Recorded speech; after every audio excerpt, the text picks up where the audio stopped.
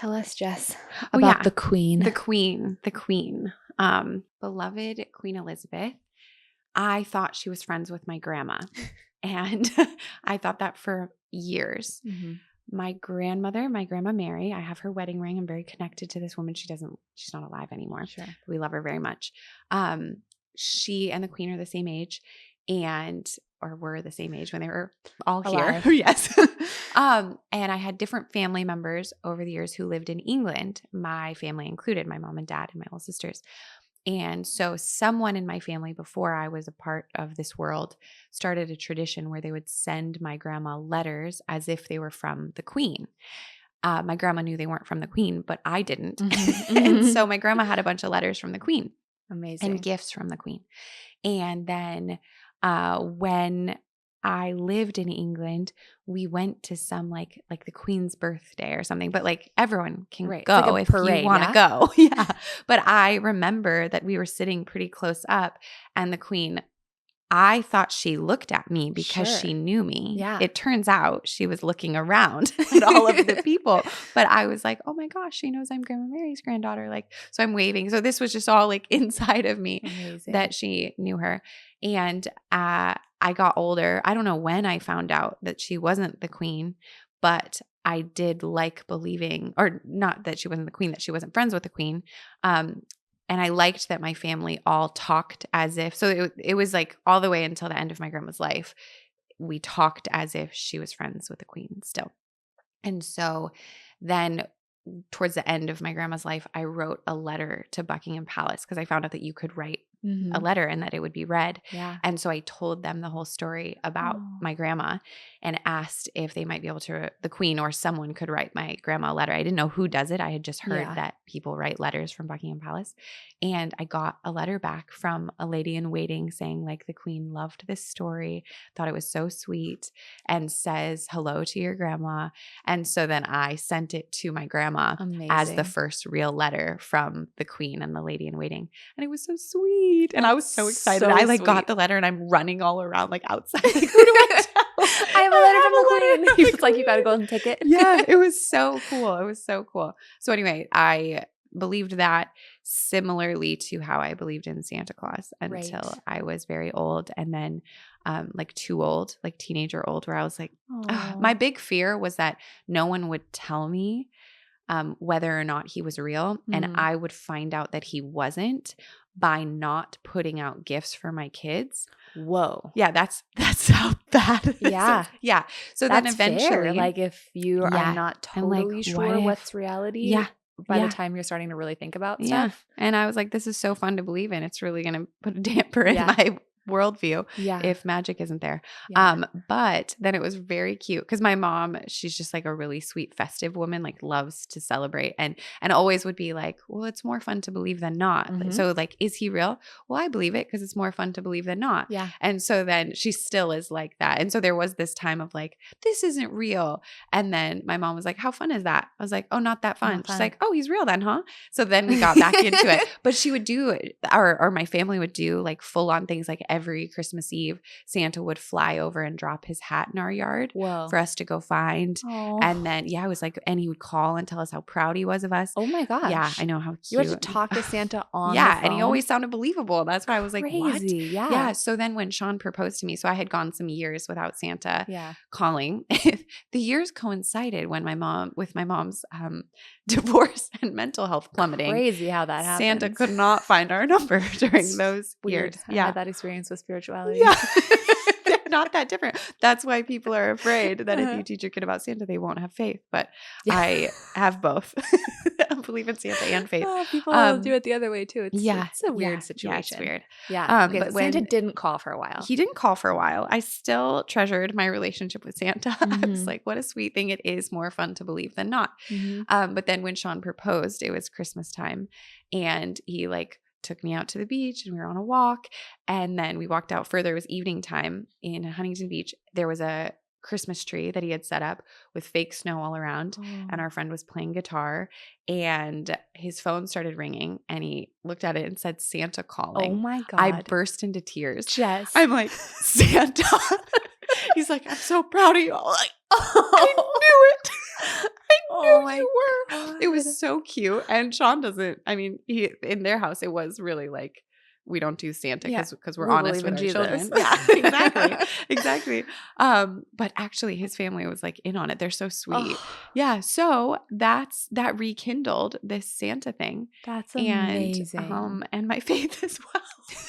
Totally. You see me. No, it was so sweet. So I said yes, and the rest is history. Jess, that is I wanted to know about the queen, and I got a story about the queen and your proposal in the same because they're connected, because it's more fun to believe than not. Yeah. Welcome back to the podcast, guys. My name is Jessica Hover. I'm Layne Dealing-Cherland, and this is Very Good Enough, a podcast from Very Good Mothers Club.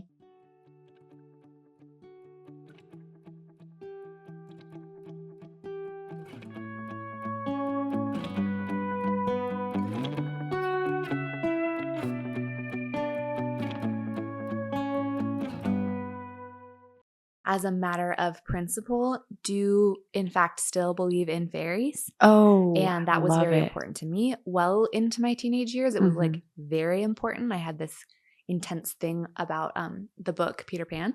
Oh, and just that there's this thing you're supposed to have that I could see that grown-ups don't have anymore, and I could see it from when I was really little. I was like, why are we like this and you aren't? And what happens to you? Yeah. And I will say I feel that I have very much learned what happens to you, and I feel very different about that now. But it was especially in the part where I was becoming an adult and there was kind of nothing I could do about that. There was a lot of like, but Peter Pan's going to be mad at me. Oh. But then there also was this thing of like, you can't tell me there's not fairies. You don't know. Have you've been to Loch Ness? You've scoured the forests of Ireland. You've checked. Right. No, you haven't. Right. You don't know. And also, you guys want me to believe in like angels and demons and stuff. So if you're telling me there's a world that I can't see, that's as real, more real than the world I'm living in now, you think for some reason you get to tell me that there's not fairies? Yeah. That seems But also you could really take it even silly. further, because you could be like, you're telling me that if you zoom in with like a microscopic something, like everything you see here is made of like these little bubble things. So that's real, but there's not something magical and wonderful out there for me to love. Yeah. There's germs. Yeah. But there's not fairies. Yeah. What? I don't know about that. So doubt it. I then went on to teach preschool and got asked a lot of questions about unicorns and dragons and fairies and like all of the fun things. Which also dinosaurs. That's another thing where I'm like, I'm going to tell this 3-year-old that there was dinosaurs, but that they're for sure, absolutely, under no circumstance. There was woolly mammoths, yes, but unicorns, there's no. narwhals now, right now. Right. But my answer to small children is, I don't know. I've never seen one. Scientists seem like they can't find them, but I don't know. Yeah. Which feels like plenty of truth to me. Yeah. Right. Like, right. Nobody can tell you yes, but I'm certainly not about to tell you no. Yeah. And you can just add to that. It's pretty fun to believe, isn't it? Pretty fun to believe. Yeah.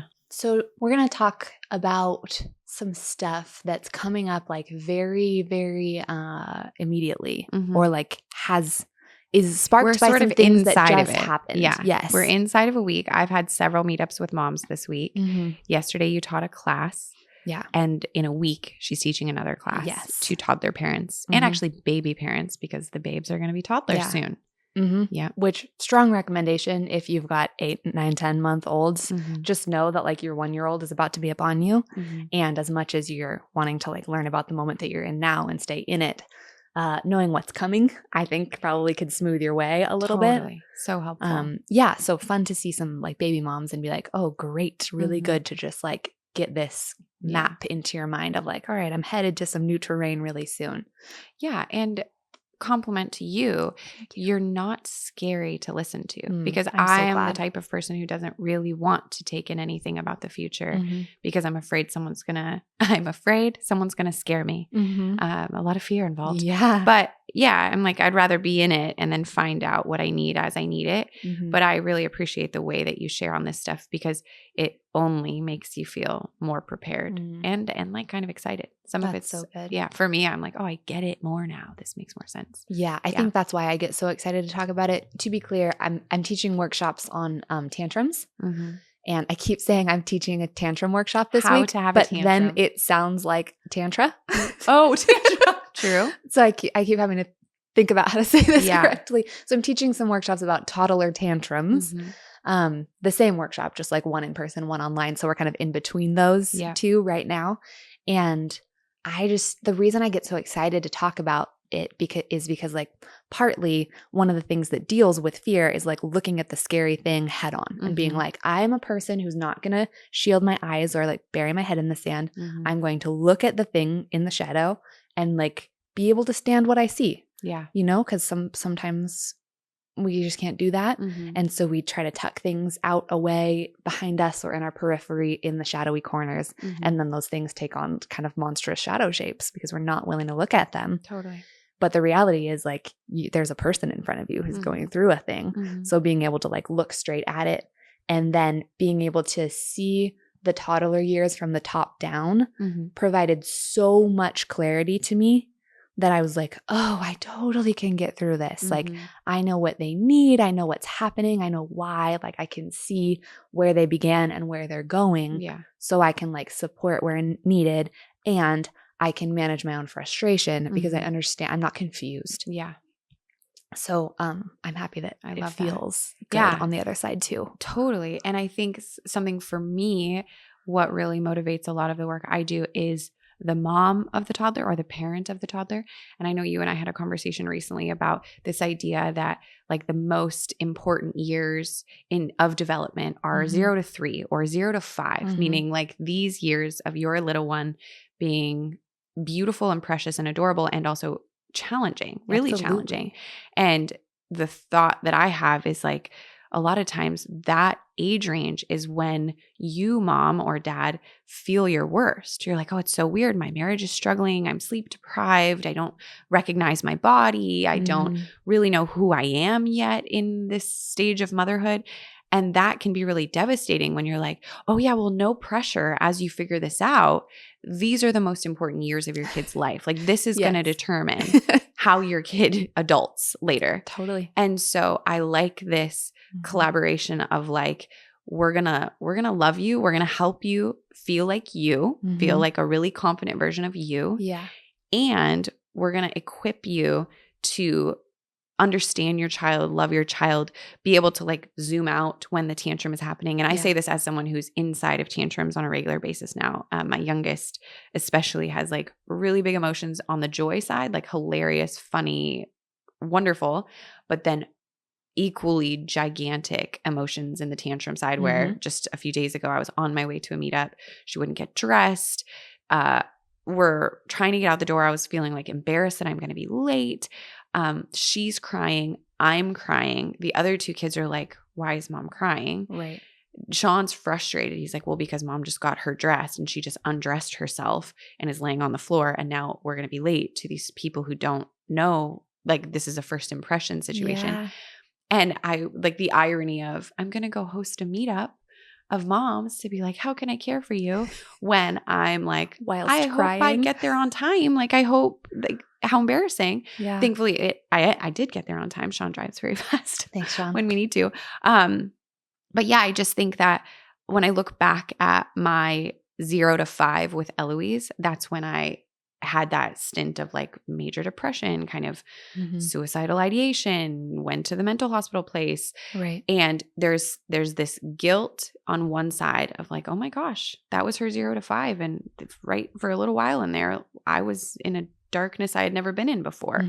But then I could also spin it to be like, and then I found the thing. And you're always talking about repair. I think that's a major theme that I'm grateful for in motherhood right now is this message of like repair after conflict, repair after depression, like come back to your child and provide a sense of context. And actually I had someone write me saying, you're going to destroy your kids. This is a YouTube comment. You're going to destroy your kids because you made this video that's called, I don't like being a mom. Never tell them. I didn't respond. God. But I've been thinking about what I would say. And my response is absolutely not. I think one of the major things that I've learned in this process is it's possible to really dislike motherhood and absolutely love your kids and want more kids and not like that the good outweighs the bad. But I think for generations prior to us, like you weren't even given permission to like struggle with this. When I got to motherhood with Eloise, I struggled really bad. And I was like, I guess I'm bad at this. Like, this is my fear. Look, I was so nervous about becoming a mom and now I'm here and I'm not even really enjoying it. And so to get to a point where it could be like, well, no, you're not enjoying it because there's a lot that's not enjoyable about it. There's a lot. But then also if you can accept that there's a lot about this that isn't enjoyable, you actually start enjoying it. And I would say I really love being a mom now.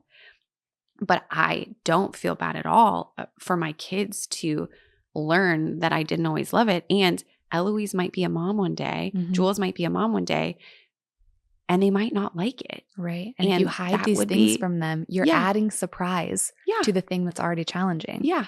And they might love it. I hope they love it. I hope that what we've done here and what we're doing creates like a rebrand of motherhood where they can go into it and be like, oh, I really love it here. I love it here because I'm supported, because I understand what's going on, because I'm tired, but I know that I won't always be. I feel weird in my body, but I won't always feel like this and I know how to address it. But yeah, it's interesting. You go through this stage that's so, so important for this child, but you don't always feel like the version of you that you would want to give to this so important stage. Yeah, I will add an asterisk to how important this stage is, which is true. But I want to make sure that it's very clear that it's not as though if you have a 6-year-old and you don't feel like those first 5 years went well, your child is absolutely not doomed. They're not ruined. It's not over. There are some challenges ahead to shift the things that happened in these early years because the foundation is set in a particular way. And so there may be some things that are quite difficult to correct and nurture in a different direction. But it's not over.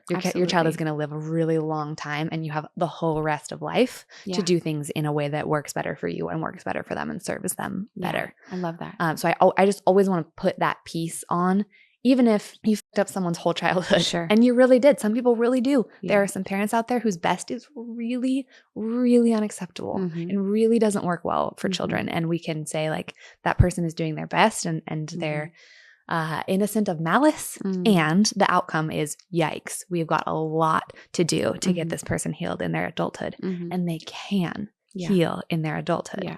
It just means that they're going to have to get some things healed and corrected because some things are out of alignment. That's right. Like a spine. You can totally put that back in there. While it's out of alignment, it's going to cause a lot of pain and there's going to need to be some assistance to put it back, but it's not over. Yeah. It's like when people smoke. I learned that when you stop smoking, your lungs are always healing themselves. Whoa. So like quickly, someone could have really smoked for many years, and when they are done smoking, their lungs are already starting to heal themselves. Wild. Yeah. I didn't know that. Well, I think we believe in fairies. Yeah. I've got this faith thing. You do as well. I think there is something really beautiful and magical and unseen happening where we're wanting the more lovely, healthy way. Yeah. And it does take intentionality. And yeah, I feel comforted. Eloise is 8, and there are definitely times I look back and I'm like, oh, I didn't even know how to handle that. Totally. I didn't know. Totally. Yeah. What do you do with your big temper when this toddler is treating you in a way? I mean, you've described it where it's like such offensive behavior. Absolutely. And then mom responds as Offended. I would if someone mature was treating me that way. And then I have to rewind and go, oh my gosh, now I need to apologize. Now I need to understand what's going on. It's not too late. No. And you're also just not responsible for providing a perfect life to anybody. Nobody comes here on this earth to be human with the expectation that their life's going to be perfect. Yeah, your child is a person. And personhood includes a lot of glory and a lot of garbage. It just does. Yeah. And it's really okay. You just keep moving forward and you make adjustments as you can. Yeah. I was talking to these moms yesterday about how like life is a winding river, you know, like there's no expectation that you're supposed to take the most direct route to everything at just as you're supposed to. You try some stuff over here and you go, whoa, that part's not working. And you make some adjustments and you go back over here. And the general wide direction over time that your child experiences, you can't experience a direction, but stay with my mixed metaphors. I get it. Like the breadth of what your kid experiences in a generally good direction is the thing that makes up who they are as a person and how they experience life. Some lurches over here, some like, whoa, rocky road over here, that part didn't go well. Like those are just part of it. That's just all part of like the glorious makeup of the road that they're going to travel, which is long, and you just keep going. Sometimes they might be parents that feel big tempers or deep depressions or something. And if we have created this world where it's like, no, you're here and you love it. Yes. We all love it. Everything's perfect. And we just, everybody, everyone quiet down and smile. That's a lot more confusing than if they were like, oh yeah, I remember when my mom did that. And then she went and apologized. Okay, I got to apologize. Like just leading by example through all the human stuff. It's important. It is important. Yeah. Yesterday after you taught this class, you sent me a text and it was something along the lines of like, whenever I interact with a group of moms, because Layne teaches to groups of moms outside of Very Good Mothers Club too, you said something about like, you're always like taken aback by, I'm totally paraphrasing. Let's read it. I got my phone right here. Yeah. Something about how complicated it is to be a person. Yeah. I don't even think it has to be groups of moms. I feel like even when I was teaching preschool and it was like somebody just like lingered while I was closing things up after the last kid got picked up and she just wanted to stand in the parking lot and talk for a minute. That same exact feeling. Blah, blah, blah. Sometimes I come away from time with moms just feeling so full of how complicated it is to be a person. Such a gift to get to be together in the midst of it all. Yeah.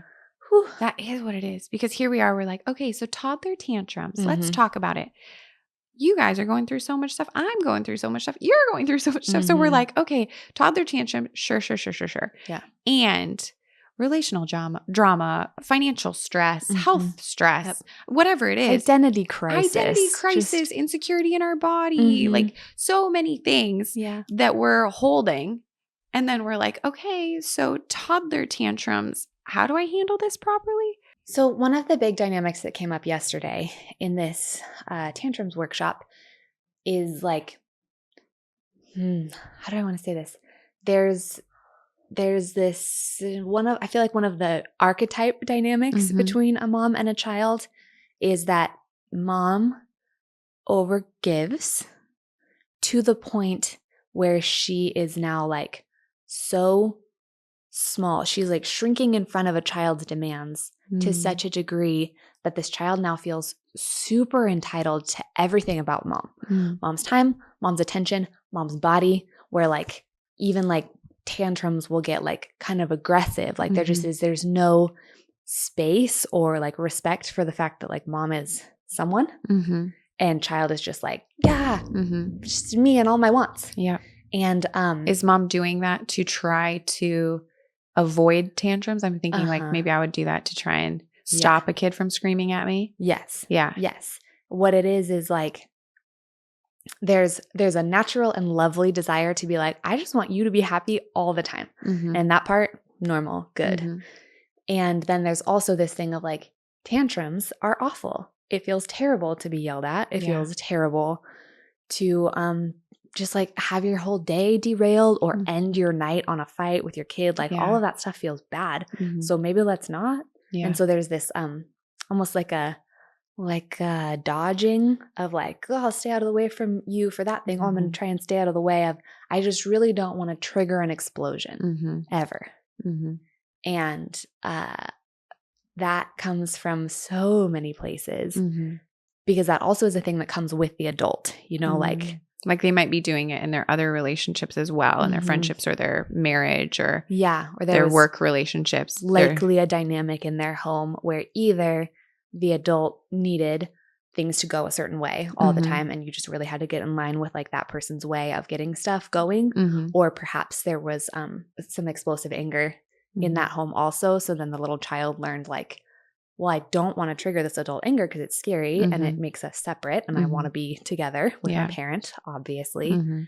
And or, whoa, anger is really scary and explosive. So I want to make sure I don't have any of that.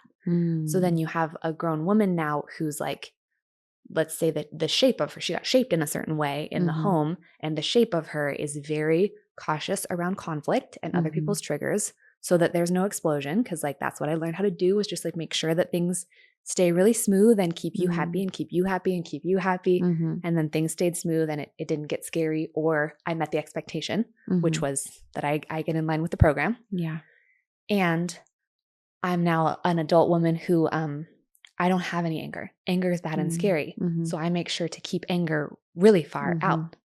But the problem with that is that we're all basically like, we're all full-sized humans inside.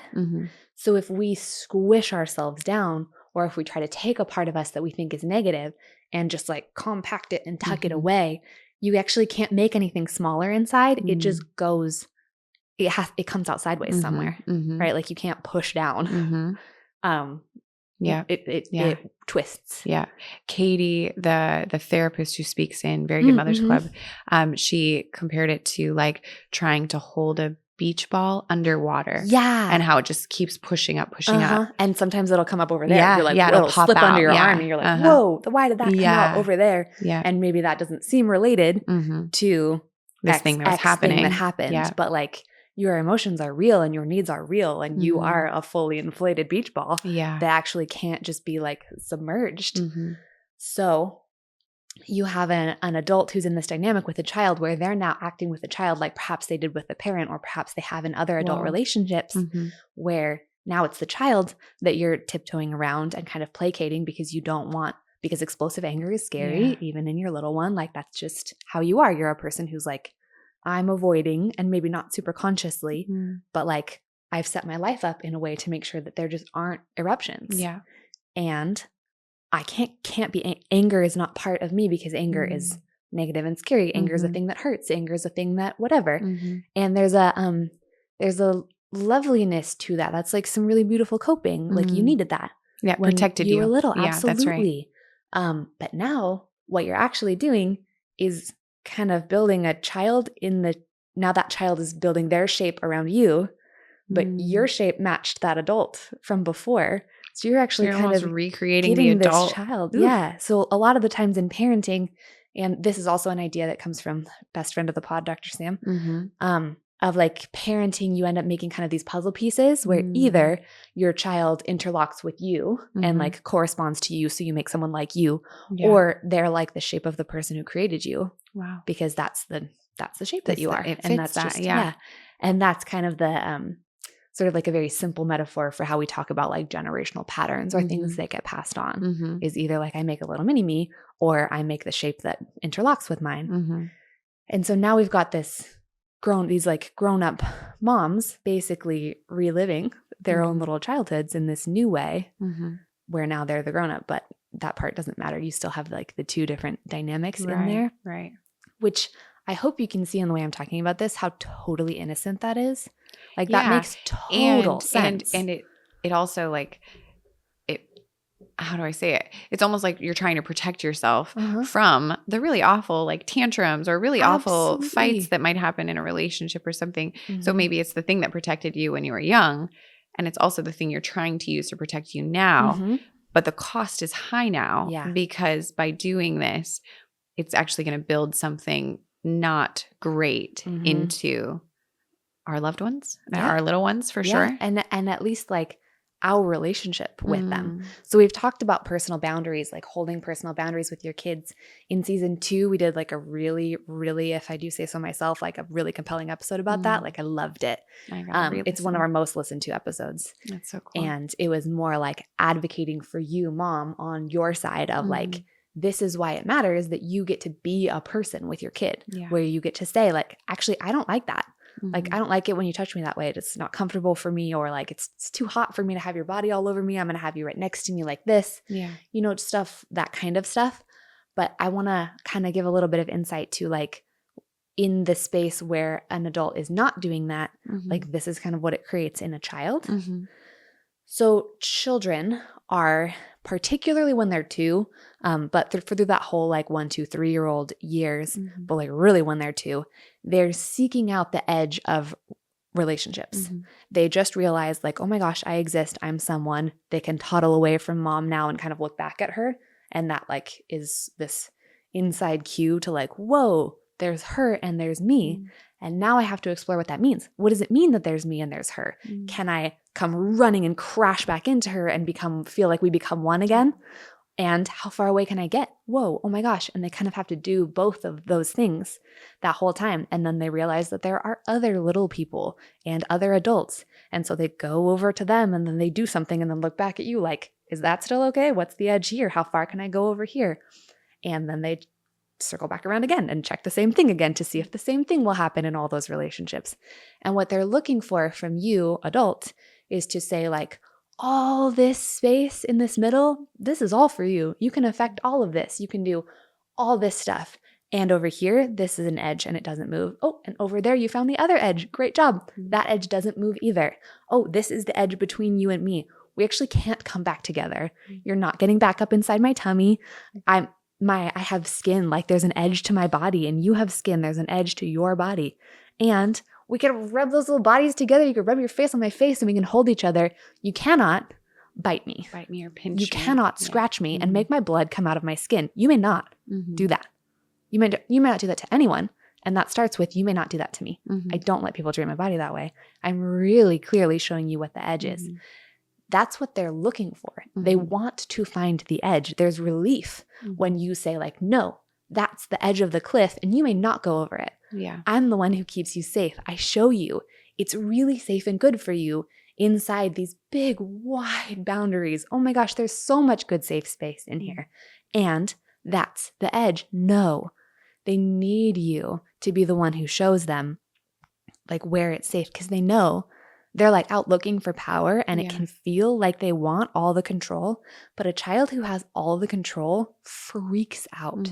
It does not feel good to have nobody showing you the edge of safety. It's actually really scary because they're just tiny out in this big old world and they can feel how small they are. And so while they're like, give me power, they're also like, and fucking be in charge, because I can't. It's too much. I can't drive this car. I can't feed him. I don't even know what to do when I feel sad because you threw away my yogurt lid when I wanted to do it. And now I'm overwhelmed by my own feel. Like I can't even handle you throwing away my yogurt lid, much less like be in charge of my whole life. Right. So it actually causes like kind of a little piece of sort of existential terror, like, oh, I guess nobody is in charge then? Yeah. If you, the adult, leave the child all the way in charge? Yeah. Because they know how not in charge they are. From what I have read and heard, that continues on even to their teenage years when they're going to demand freedom in whatever way their personality does that. And even from my own experience of having been a teenager and lived through my own dynamic and knowing people, it's like they might really hate the boundaries you set up and they might really hate the rules or the curfew or the whatever you do in your family life. But what I can understand of all of this is that they still really need you to put that boundary around them for the reason you're describing, the existential sense of like, am I safe? Like what can I handle? And you yesterday described like when they turn 18, they're given all of their freedom. It's a lot of freedom. Yes. And so what we're doing as parents is over the years, giving them bit by bit by bit, but we're not prematurely giving them all the freedom. Yeah. They're not even designed to be able to handle that. That's not the best for them, even though it might feel like, oh, wow, how fun. I have all these options. It's a lot on a person. It's a lot on a person. And there just is a little bit of like, it's not quite a paradox, but there's a tension in there of like, it really seems like, well, if I say no to this child, she's going to be sad. And that's not what she wants. She doesn't want to be sad. She wants the thing she wants. And like, yes, but actually, like she really wants you to show her you may actually have this other reasonable thing. You may not have this unreasonable thing. Right. Like there's a craving for that. And toddler years get compared to teenage years really significantly because basically what's happening is throughout our life, we go through these cycles of brain development and then differentiation. We differentiate our identity as we understand it, like in our brain, a few different times in life. And like continuously, like it's on a sort of a smooth curve, but there are big jumps in that. And those things, the first one happens when you're 2. And then a huge, huge important one happens in teenage years because you're really starting to develop this prefrontal cortex in like a huge, rapid kind of way. Basically, your brain saves the development of this front part until you're in your teenage years because its job is to shape itself according to your social structure and your culture. Wow. And then it's done. Then your brain is developed. Ding. But it like saves that front part that makes all of the decisions so that it can be really affected by your social circle, knowing that like different kinds of humans are going to need to develop a little differently based on like how they function in groups. Makes sense. Mind-blowing. Yeah. Your brain is so cool. Yeah. But that's why there are these big chunks because they do have to differentiate from you. Like they have to be their own person. You can see there's like the two extremes that I'm seeing as you're talking of how this could go south would be we give them so much freedom. We try to make ourselves nothing so that there's no like friction or tension. Yep. Or you never give them any freedom. We go control. Maybe we go like lean more into anger because anger is a little scary. And then or people even really, just a ton of protection. Yes, even if it's just anxiety. Yes, that's right. Like you can over control out of fear that something bad will happen. Yes, exactly. Then you also could accidentally create a really anxious person who doesn't know how to make any decisions and doesn't trust their own ability to have a thought and execute it and like be like, yeah, that's fine because they're kind of looking for the person who's actually going to do it better. Right. Really interesting. It's really interesting. I have a question for you. I'm thinking for the mom listening who's like, okay, stop on the part about the no pinching, no scratching, no biting. Very practically, could you guide us in like, what do we do if that's happening? Yeah. Because I think that's a really common thing. And I think because it's so common, we don't really know, are we like, how much boundary do we put up and when? And so just anything you have to say about that. Yeah. I'm going to give that to you in 2 layers because there's like an inside part of that, but then that like manifests in some different ways of behaving and responding to your kid. So the inside thing basically is that if this has been the dynamic that you've been in with your child and you're very not alone, this is like one of the very normal dynamics. It's so natural and reasonable and common for this to happen and needs to be adjusted. Inside, you have to find a level of firmness that says, actually, I've decided my child is not going to pinch me and bite me anymore. I am going to figure out how to change this in us. And that is frankly the most important thing. Like your little toddler has been just scanning your feelings your whole life. Like they know what you're going to do and what you mean and what you don't mean from your insides. Yeah. Like they just know what's going on in there, largely because they didn't have language for a super long time. So language was not important. And like all the ways that we've efficiently learned how to communicate on the outside with each other, they just didn't have those. Sure. So they're very empathic and they feel it from the inside. Yeah. It's about the dynamic or the energy, not even in like a spiritually way, but just like whatever that thing is that comes out of you that I can sense. They're very sensitive in that way to you. So you making that choice inside of like, fuck this. I am not about to get scratched for the rest of my life. Sure. I'm done being scratched by my child. I'm not doing it. That's not acceptable. This is not okay with me. And do you hear how my voice has lowered in its register? Yeah. It's not getting louder and it's not getting mean and there's no punishment in it at all. But there is a sense of my boundary has been violated. So I'm a little mad and no. It's very firm. It's very clear. And when you speak that way, I can feel that differently. Like if you're watching the video, you can see that I have sat up. Yeah. I'm speaking from down in where my like diaphragm toward my guts, like the decision is happening in my guts. Yeah. To me, when I used to teach infant toddler swim lessons before even I was a preschool teacher. Wow. And the woman who taught me how to do that, she was like, trying to teach me how to get toddlers to let you roll them over in the water. Whoa. So that like their little ears are in the water, they're on their back. It's like a thing that they freak out about. Speaking of clawing and scratching, it's like her first thing is like, you got to protect your eyes because little children will reach it. They're just grabbing for something and they'll get you. They're drowning. Yes. It makes sense. Absolutely. But really, I'm teaching them not to drown. So what she told me, what I need to do is to decide what's going to happen.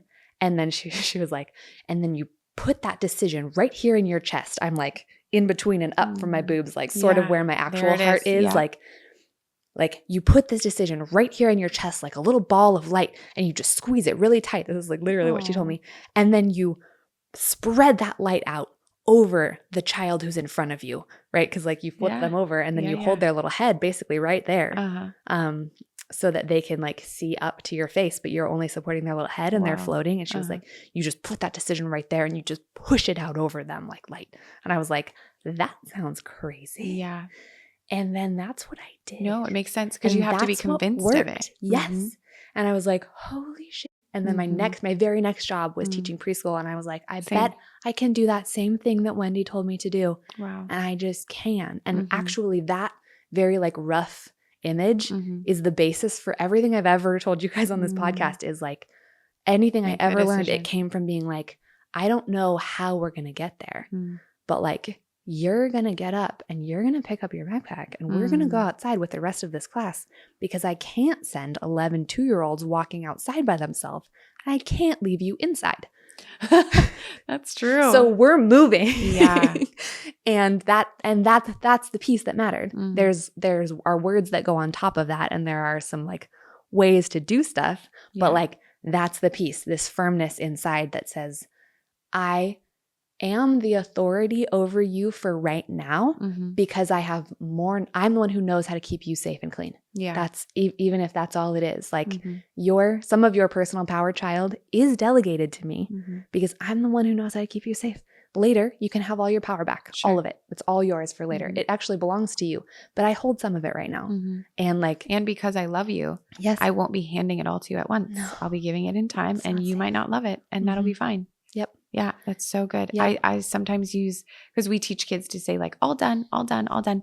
Sometimes for me, when I'm expressing with the firmness, nope, we don't do it. I'll say, mommy is all done. With the voice and the seriousness, and they really get it. But it does have to come from the decision, because otherwise you start to waver of like, is this going to work? Like what, and is this battle worth it? And which battles are you supposed to pick? And emotionally what they're doing is pushing on all the bricks of the thing that you said to see if any of them move. Sure. And inside, some of those bricks are moving like a little Jenga tower. And they're like, if I keep pushing, is this going to crumble?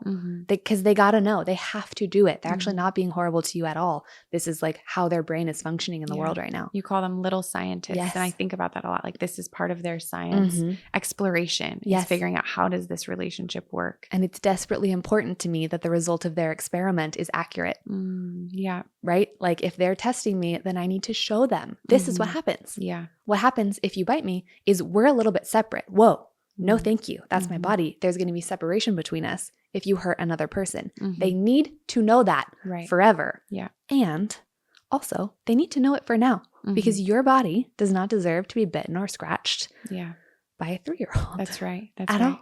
If you are a nursing mom, this came up yesterday.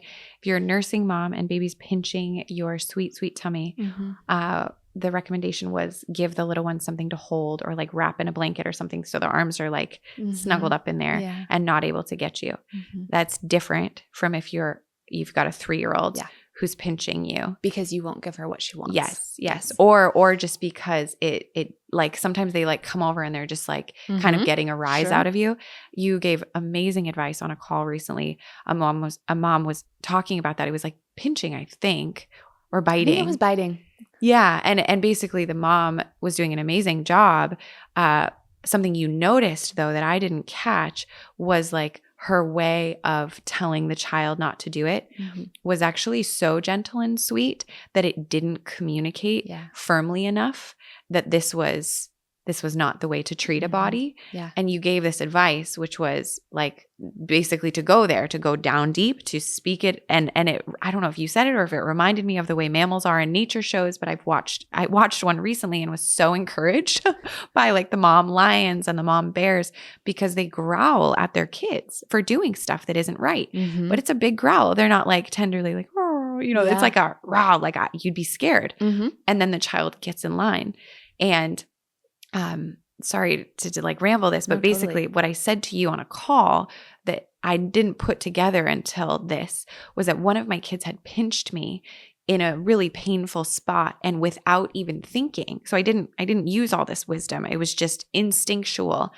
I responded with like, ouch, that really hurt me, like aggressive, ouch, that really hurt me. No. Yeah. And then almost had to come back to life and be like, oh, sorry. Like I didn't mean to scare you. But I didn't get pinched anymore after that. It was like I actually communicated how big that was. Right. And it did the job. And I think maybe to go with like this way of parenting, we make ourselves so small and tender and gentle and don't want to disrupt anything that we take the thing they're doing that's hurting us and that we would never want them to do to anyone else out there on a playground or in a classroom. And we really softly go, oh, buddy, we don't pinch people. Yeah. That hurts your mama. Owie, look at mommy. Oh, mommy's hurting. Yep. And not that mom's doing something wrong per se. Those are real appropriate words. And very sweet.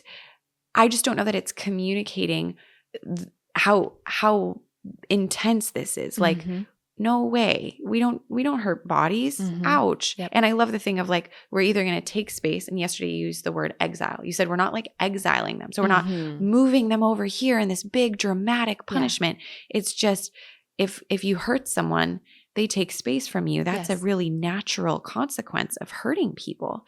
And so you saying that, I brought it home with me and was like, okay, Shawnee, if these little guys are hurting each other or hurting us, like it is the natural thing of like, oh, you're going to take space. You're going to be here. We don't hurt people, or the ow, or even both, I guess. Yeah, sure. No way. We don't hurt our sibling. And you're going to be over here now and you don't get to play with that thing. Yeah. And that's too bad. As soon as you stop doing that, you can. Yeah. These responses that are overly soft when there's been like, that's a real safety violation. Obviously your kid is not like wounding you. I hope and they don't mean badly. Terribly wounding you. Yeah. But it is one of the absolute hard no's in life. You do not hurt other people. You may not hurt other people. If you do hurt other people, you are going to be separated from them. And I want to be clear that the question was about timeouts. Are you meaning, Layne, that we should, are you like a proponent for a timeout? And what I'm describing is like, this one child is right here on this side of my knees. This other child has come and done one of those like nice inner arm pinches.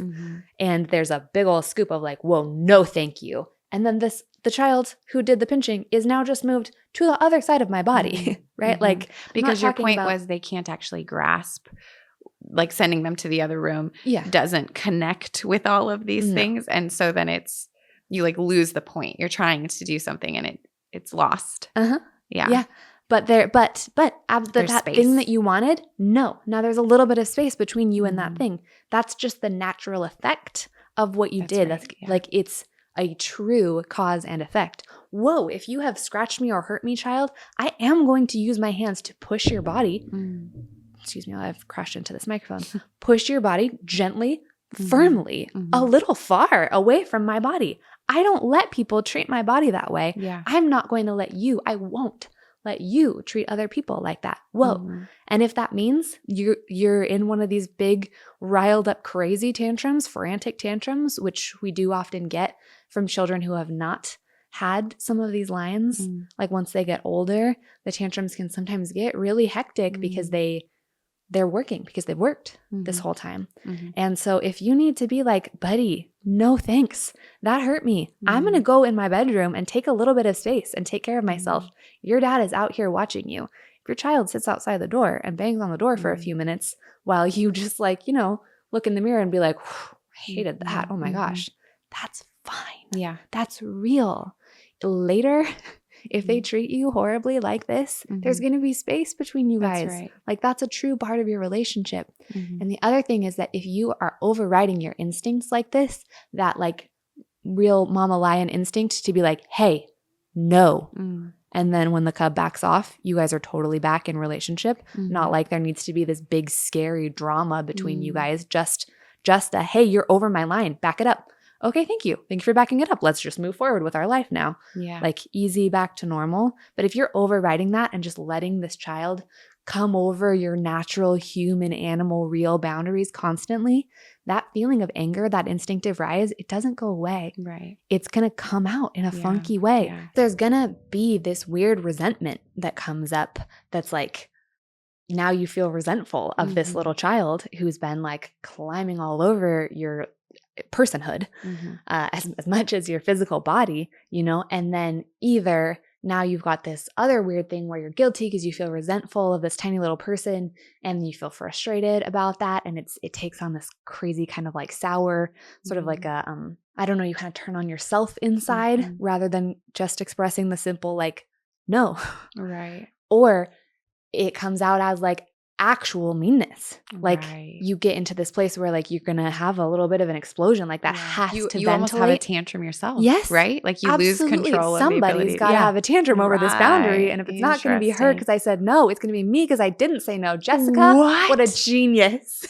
You're trying to avoid tantrums, which ultimately leads to your own tantrum. And sometimes it's right at your kid. And that's a huge bummer because now instead of just being firm and clear, you've actually been mean. And now you have to repair this thing of like, I screamed at you because I have these 3 years of resentments built up. Or sometimes it comes out in a different towards your partner, your job, your friend. It's coming out. We've like never thought of that. Yeah, that tantrum is going to happen. There's going to be a tantrum. But the mom might be the one tantruming. Maybe she should for her health to come back to life a little bit. Sometimes, man. Right? Yeah. I mean, but if you're going to do it on purpose, let's not have it be at the child. No, exactly. But yes, maybe that goes somewhere. Maybe that leads us to like the what you do. I'm going to say this from the mom perspective and as a mom who really does try to avoid conflict and I do that in my other relationships too. Yeah. There is a getting in touch with yourself that does need to happen. You could do that through journaling. You could do that. I really recommend doing it in relationship with other people, especially other moms. That's part of why we do these calls with Very Good Mothers Club that you can hop on every single week. There is something really healing and important about joining a call or joining a conversation rather. If you're local, you can go to an in-person thing where basically you say, this is what's going on. And then someone next to you who cares about you and sees you goes, oh, you don't have to be treated like that. Yeah. You're normal. Or I've been through that too. Here's what I felt. Here's what I did.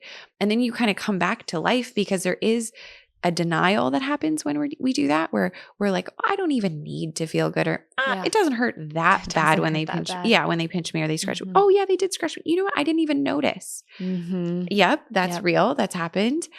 So coming back to being aware of who you are and what's going on in your body and in your mind, because then once you know that. You probably do the decision making right here, like you said.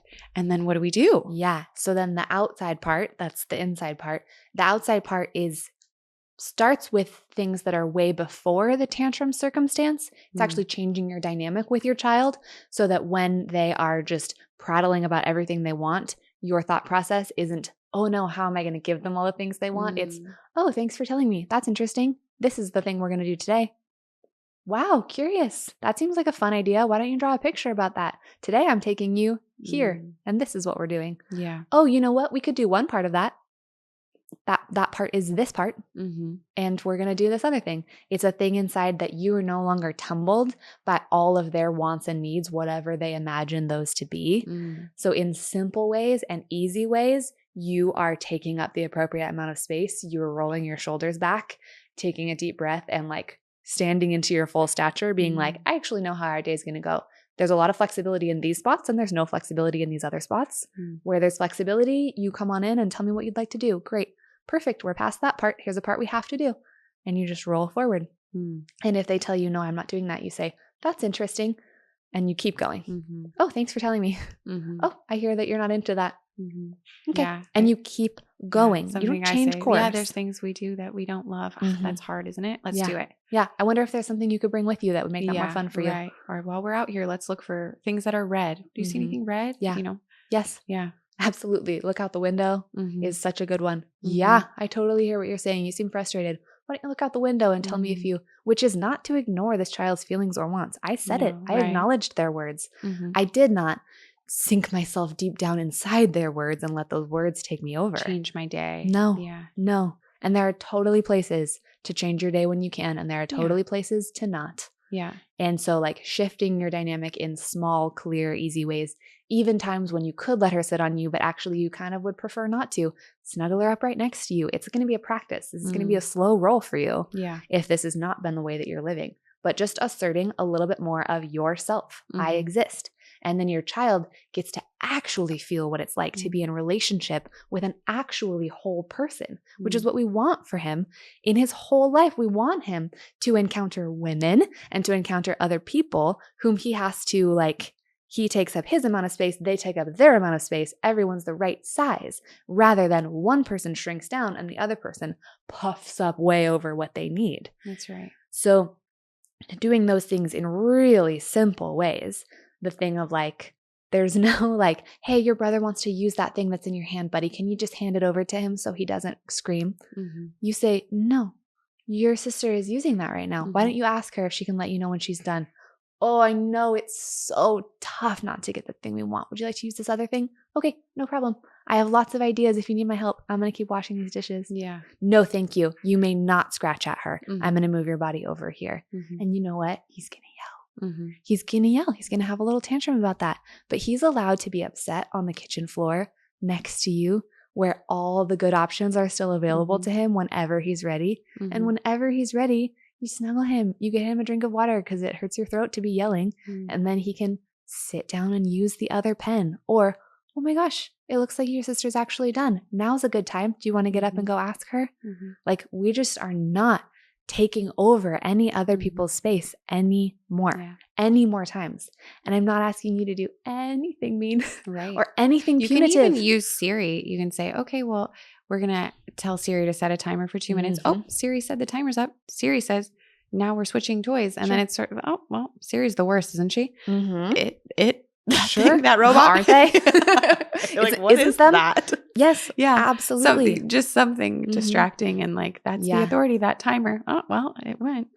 Even between the two of you, adding in a little bit of waiting when there wouldn't necessarily need to be a little bit of waiting. Oh, I see. But just being like, so they're learning some. Yes, so that they're learning a little bit of I want something, and sometimes there's a little bit of space between what I want and what I get, and when I get that thing that I want.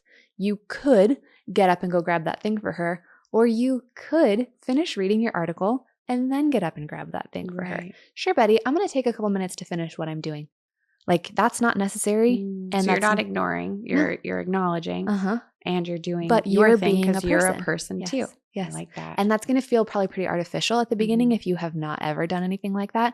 But that's a great way to start stretching out a little bit of patience, a little bit of frustration tolerance, because an adult person has to be able to tolerate frustration in life. There are tons of things that are super frustrating. I don't think that your little toddler needs a ton of, they need to encounter the harshness of the world as a toddler. Like fake. But they need to practice with little pieces of the things that are coming. Like my mom gets to finish putting her shoes on before she opens my string cheese. Like nothing bad will happen to them if they have to wait a few minutes for the string cheese. And yet it's so automatic and so easy for you to just do it when actually it would be beneficial to both of you that you're allowed to just put your shoes on and be comfortable and that she waits a few minutes. Or tries to open the string cheese herself. Right. You know, like these are some really simple things. So this is in the calm times. And now when the thing comes up that you know is going to be explosive, you do have to feel the thing inside of, I am going to let this explosion happen and I'm going to say no. And it might take forever and it might take really fast. Sometimes you will be shocked when you're like, no, buddy, look right in my eyes. I love you and I give you good things and I'm not giving this to you. This is no this time. What else can we do? Like sometimes they're like, oh, okay. Or even like, whew, there's a little bit of a relief of like, wow, I'm not in charge of everything. Thank goodness. That would be scary. And sometimes she's going to roll around on the carpet and like a little bit, have a big explosion and then whine at you a little bit more for the next couple of hours. There could be big punishment for you because of the surprise and the confusion and the needing to test it. And it's really important that you let some of those happen. And not to say that you're abandoning her to her feelings. Right. There's a thing of like, hey, buddy, I'm right next to you. Would you like a little bit of water? It seems like you've been yelling for a while. That would make me feel better. No? Okay, no problem. I'm still going to be over here reading a book, talking to your dad, finishing up my work, doing whatever. I'm not down on the floor with you like in your sobs unless you're ready to be held. The second you want to be held and snuggled, I'm so here for you. Ooh, if you're going to scratch at me, I'm just going to go sit back on the couch. But I'm here for you anytime you want over here. And I'm using my calm, clear tone with pretty minimal words. I'm not chattering at them the whole time, but like allowing them to hear in my tone, I actually don't think that your world is ending. I'm not diminishing your feelings, but I've looked around. You appear safe to me. I'm not perturbed by this.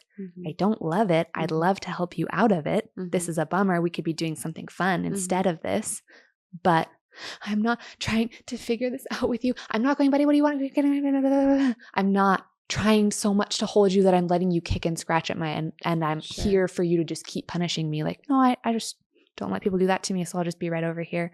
But my proximity is pretty close. I can see you.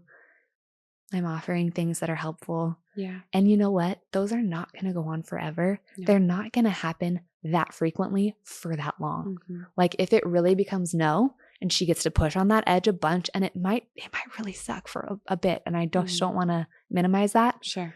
I can't take that part away necessarily. Yeah. But if it's really no, and doing this really stops working, and there are other ways to get what you want that work better, she's gonna drop this for a more successful tool. It feels bad for her too. She doesn't like it. Right. And you're gonna find yourself in a new relationship dynamic that has two people in it, and one person who is learning now how to tolerate her own frustration, how to express herself without knowing what the result is going to be, and accept some of what comes, how to negotiate and compromise and be in a real relationship. Yeah. And feel a little bit more protected because you actually are in charge. Yeah, that's so good. We sometimes, when we're having a tumultuous day or a tumultuous evening, I will turn off all the sounds except like classical music or something that is very like slow and calming for me. But I also think it just like sets a tone in the room. And it really has made an impact. So you could even look at you're all about sensory stuff. Like look at what's happening to your senses in the room that you're in right now. If this is happening, you hear a lot that it happens in the evening around dinner time. Totally. Everybody's tired. You're tired. Maybe light a candle. What can you do to make the stuff you're looking at and surrounding yourself by as calming and kind of, I don't know, peaceful as possible. Yeah. And it does also affect them versus like sometimes there will be a lot of like sound in our house, people playing with toys that are loud, or maybe there's like a show in the background or something. And if anybody's freaking out, all goes off because it's too much. We can't handle all of the noise, and we live in a smaller space. Right. So anyway, that could be like a thing to help as well as you're doing all of this is take care of you and the room. All of that's like real self-regulation that is going to matter for her when she's a grown-up. Also, she's going to need to learn how to destimulate herself in order to like get her body back into control. Because once you have tipped over from like the child is protest, and then there's kind of a moment where it escalates and you've tipped over into actual tantrum territory. Once that has taken over, you're out of decision-making space for her. She's not available. She's in this like back of her brain that's acting like something really dangerous and terrible is happening for her. And so it's her body that is going to need to calm itself down and like know how to do that over time. Practice in your home, learning how to come back from that freak out space into a more regulated, soothed space where she can reconnect with the top half of her brain and start making choices and learning again. Makes so much sense. Later. Yeah. When she's calm. Amazing.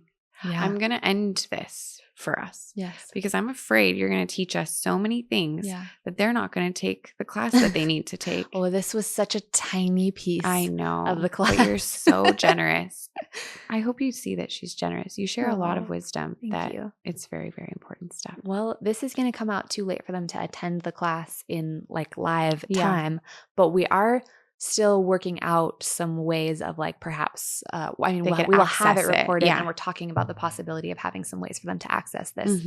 So if you're hearing this and this is feeling really resonant for you, you are experiencing a lot of tantrums or you're kind of seeing them on the horizon, reach out. Yes, please. We'll have resources, and our social handles are everywhere. And we'll see what we come up with because we totally want to get all of that information to you. Yeah. This is just kind of like a side conversation that came up out of doing this tantrum workshop yesterday. Yeah, this is amazing. Yay. You're doing great. Okay. Thanks for being here, guys. We like you so much. You're probably hearing this. Well, I shouldn't say when you're hearing this, but happy holidays if it's the holidays, no matter what holiday it is, no matter when you listen, whatever the next holiday is. We hope it's great. Thanks for being here. Join Very Good Mothers Club. You can hop on Zoom calls with us once a month or see us throughout. We're in the community and answering questions and sharing life. We'd love to know you. Okay. Bye. Bye.